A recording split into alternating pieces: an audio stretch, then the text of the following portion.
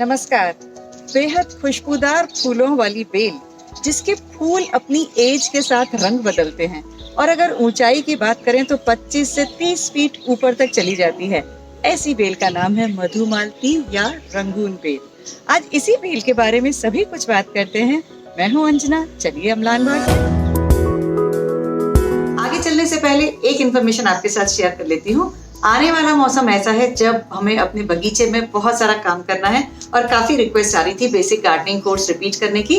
तो 2 और 3 अक्टूबर जो कि सैटरडे एंड संडे है, उस दिन हम बेसिक गार्डनिंग का कोर्स कर रहे हैं। ये जो कंप्लीट कोर्स है ये मैंने 2 पार्ट्स में डिवाइड कर दिया है क्योंकि एक पार्ट में बहुत ज्यादा कंटेंट हो जाता है तो वो डाइजेस्ट नहीं हो पाता।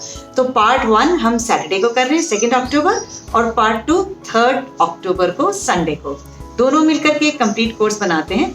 इसका लिंक मैं डिस्क्रिप्शन में दे दूंगी, आप वहां जाके साइन अप करके अपनी सीट बुक कर सकते हैं। तो बस जल्दी करिएगा और मिलेंगे 2-3 अक्टूबर में बेसिक गार्डनिंग कोर्स के साथ। अब चलते हैं अपने टॉपिक पर। मार्च से लेकर के अक्टूबर तक यानी कि पूरी गर्मी ये जो बेल है ये फूल देती रहती है। हर एरिया में अलग अलग समय आपको इसकी फ्लावरिंग मिलेगी। इसका जो फूल निकलता है जब वो बिल्कुल बचपन में होता है तो सफेद रंग का होता है, जैसे वो थोड़ा सा पुराना होता है तो पिंक कलर का हो जाता है। कई दफा आपको मिक्स शेडेड भी दिख सकते हैं, आधा सफेद आधा पिंक। और जैसे जैसे ये और मैच्योर होता है तो लाल होते हुए डार्क रेड होते हुए गिर जाता है। ये होती है इस फूल की साइकिल। एक और मजेदार बात जो इसके बारे में होती है वो ये है कि जैसे जैसे अंधेरा होता है ये फूल अपनी खुशबू बिखेरना शुरू करता है। पूरी रात को खुशबू में शबाब पे होता है और सुबह तक बहुत अच्छी खुशबू देता है, लेकिन दिन में इसकी खुशबू ऑलमोस्ट खत्म हो जाती है। अब हम बात करते हैं इसके अलग अलग एस्पेक्ट्स पे। सबसे पहले सनलाइट। फूलों वाला पौधा है इसीलिए पूरी धूप का पौधा है। ये देखिए जहाँ मैं खड़ी हूँ यहाँ पूरे दिन की धूप आती है, लेकिन हाँ अगर आप बालकनी में भी लगाते हैं कम धूप भी आती है तो फूल थोड़े से कम आएंगे, लेकिन आएंगे जरूर। इसके 2-4 फूल भी आएंगे तो बहुत अच्छी खुशबू देंगे। अब बात करेंगे कि इसको लगाएं कहाँ पर। अब क्लाइंबर है, इतनी ऊंची जाती है तो अच्छा तो ये है कि इसे जमीन में लगाया जाए। जितनी बेल ऊंची जाती है जड़ भी उसकी उतनी नीचे जाती है, तो स्कोप जितना ज्यादा होगा उतनी बेल की बढ़त होगी और उतनी ही फ्लावरिंग ज्यादा होगी। लेकिन अगर हमारे पास छत है, बैल्कनी है, धूप आती है तो भी अगर हम इसको 20 से 22 इंच के गमले में लगाते हैं तो भी फूल मिल ही जाएंगे। तो गमले में लगाइए तो भी बेल चलेगी, जमीन में लगाइए तो बहुत अच्छी चलेगी। जहाँ तक पानी देने की बात है, न तो इसको ओवर वाटरिंग पसंद है और न ही अंडर वाटरिंग पसंद है। बहुत समय तक अगर हमने इसको सूखा रखा तो भी इसकी पत्तियां एकदम पीली पड़ के इमीडिएटली झड़ जाएंगी। अगर वो गमले में है और हमने बहुत ज्यादा पानी दे दिया तो वाटर लॉगिंग से भी इसमें फ्लावरिंग नहीं होगी और पत्ते पीले पड़ के झड़ने लगेंगे। जमीन में होता है तो होता यह है कि वाटर लॉगिंग नहीं होती है, नॉर्मली पानी सीप डाउन कर जाता है। लेकिन अगर गमले में है तो पानी की बहुत एहतियात बरतनी है।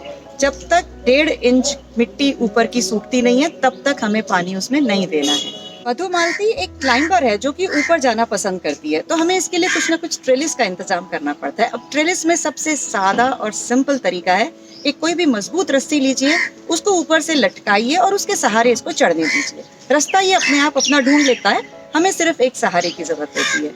चाहे हम लकड़ी की ट्रेलिस दें, रस्सी दें, या जैसे ये फ्रेम बना हुआ है इस किस्म का एक फ्रेम लगाएं जिस पर ये अगर वर्टिकल नहीं बढ़ सकती तो ये हॉरिजॉन्टली भी बढ़ती जाएगी, पर इसको कुछ न कुछ सपोर्ट की जरूरत पड़ती है। वेराइटीज की अगर बात करते हैं तो ये देसी वैरायटी है जिसको आप देख रहे हैं, ये बहुत चौड़ी होती है। ये करीब 4 से 5 फीट वाइड तक हो जाती है। तो अगर आपके पास जगह का स्कोप है तो आप देसी वैरायटी लगा सकते हैं। इसमें खास बात यह है कि इसका फूल जो है वो बड़ा होता है, बहुत ज्यादा फूल होता है और खुशबू भी ज्यादा होती है। एक आजकल हाइब्रिड वैरायटी आती है जिसकी चौड़ाई कम होगी, 2 से 2.5 फीट में जाएगा और बिल्कुल सीधा सीधा जाएगा, लेकिन इसका फूल छोटा होगा, खुशबू ना के बराबर होगी। तो थोड़ा सा मधुमालती में आपको अपनी जरूरत के हिसाब से अपनी बेल लीजिए वैरायटी के मुताबिक, चाहे देसी लीजिए चाहे हाइब्रिड ले लीजिए। इस बेल के लिए जो मिट्टी बनाएंगे वो बहुत लोमी सॉइल होनी चाहिए। क्लेई सॉइल में ये बेल बहुत अच्छी तरह ग्रो नहीं कर पाएगी, इसीलिए इसकी मिट्टी में हमें 30% कंपोस्ट मिलाना पड़ेगा। और अगर क्लेई सॉइल है तो कम से कम 40% उसमें रिवर सैंड मिलाएं ताकि मिट्टी बहुत पोरस हो जाए और जड़ें बहुत अच्छे से नीचे पेनिट्रेट कर सकें। साथ ही ज्यादा फ्लावरिंग के लिए इसमें थोड़ा बोन मील मिलाएंगे मिट्टी में। अगर आप जमीन में डाल रहे हैं तो 1 मुट्ठी बोन मील और 1 मुट्ठी राख डाल दीजिए। और अगर आप 20-22 इंच के गमले में डाल रहे हैं तो 4 चम्मच बोन मील, 4 चम्मच राख डाल दीजिए। इससे आपके फूलों में क्वालिटी अच्छी आएगी।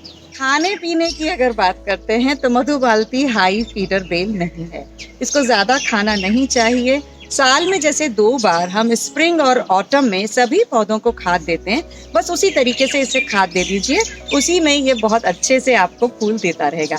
लेकिन अगर आपने गमले में लगाया है, उसको ज्यादा खाना देने की जरूरत लगती है, तो आप बनाना पील फर्टिलाइजर दे सकते हैं। बनाना पील का कैसे फर्टिलाइजर बनाना है, इसका एक मेरा वीडियो है, उसका लिंक मैं डिस्क्रिप्शन में दे दूंगी। तो आराम से बनाना पील के आप अलग अलग तरीके के फर्टिलाइजर बना करके मधुमालती को दे सकते हैं। जमीन में भी अगर है तो उसमें भी अगर हम देंगे तो बहुत अच्छा है। अब सबसे जरूरी बात और secret of high blooming of Madhumalti है प्रूनिंग। प्रूनिंग मतलब कैंची चलाना सीख जाइए। जैसे ही पौधे का फ्लावरिंग और ग्रोइंग पीरियड खत्म हो जाता है, उसके बाद वो डोरमेंसी में जाता है।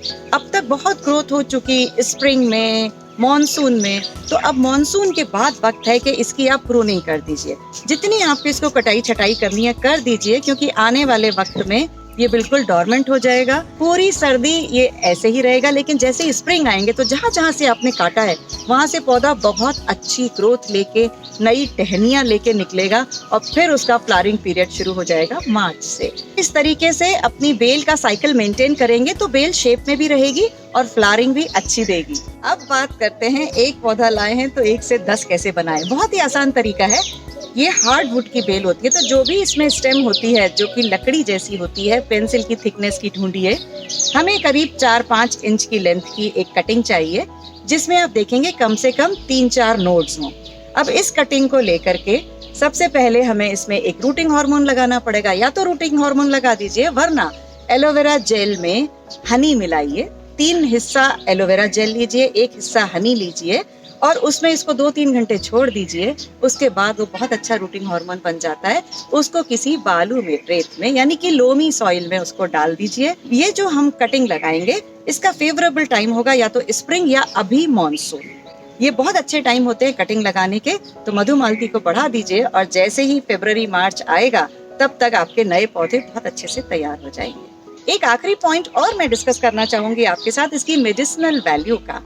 हालांकि मैंने इसको कभी यूज नहीं किया, लेकिन मैंने तमिलनाडु में सुना है कि तमिलनाडु में मधुमालती की बेल का बहुत यूज होता है। इसकी पत्तियों और इसके फूलों का रस निकालकर कई बीमारियों में काम में लिया जाता है। तो बेल उगा लीजिए, किस में काम आता है, कब काम आता है, जब जरूरत पड़ेगी, वक्त पड़ेगा, तो एटलीस्ट आपके पास ये पौधा मौजूद होगा, खूब सारे फूल और खूब सारी पत्तियों के साथ। तो बस देर किस बात की है, जल्दी से मधुमालती ले आइए। मॉनसून का टाइम है, बहुत अच्छा है ये टाइम उगाने का। इस समय लगा लीजिए तो अगली गर्मी में आपको भरपूर फूल मिलेंगे। और जब बहुत फूल मिलेंगे तो कमेंट करना मत भूलिएगा अमलान बाग में। लेकिन सबसे पहले अभी इस वीडियो को लाइक करते जाइए, खूब शेयर कर लीजिए और अमलान बाग को सब्सक्राइब करते हुए बेल आइकन जरूर दबाइएगा, ताकि मेरे वीडियो के नोटिफिकेशंस आपको इमीडिएटली आ जाएं और हम बहुत जल्दी जुड़ जाएं। ऐसे ही अपना प्यार देते रहिएगा अमलान बाग को। नमस्कार।